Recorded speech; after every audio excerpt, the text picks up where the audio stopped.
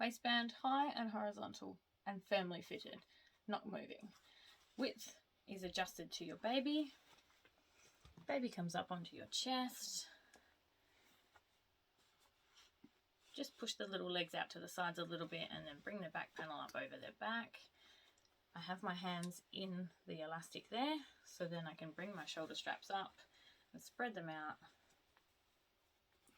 Thumb into the bottom of the fabric, just pulls any excess fabric out from underneath their bum and pushes it up into the back panel and then into the shoulder straps like that. Now holding onto baby with one hand at the front here, one hand comes back and grabs onto the inside and pull straight down.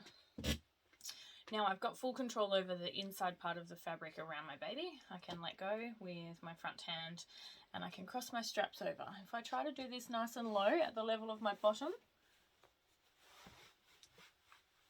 and have a little shuffle, I'm still only holding that inside edge. Now crossing it over low means that the cross stays low on my back at about mid-chest rather than up too high. If I cross them too high, this bit here will come in too close to my neck. Now I'm going to hold on with my fist to one strap. I'm going to use my thumb and index finger to pass the fabric from this side across. So when I tighten the first edge, that's going to be the part on my opposite shoulder closest to my neck, and I pass that to my other hand. And then I find the middle section, which is going to tighten the peak of my shoulder, shuffle it across, and then the bottom part tightens over my arm. Same again on the opposite side. So holding on in the fist of my hand, I'm going to use my thumb and my index finger.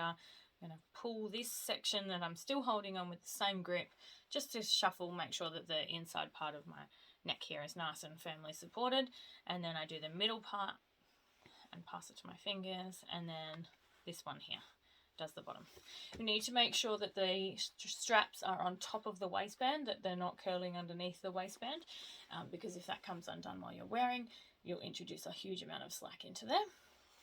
And now both of the straps have passed underneath my baby's legs across the waistband.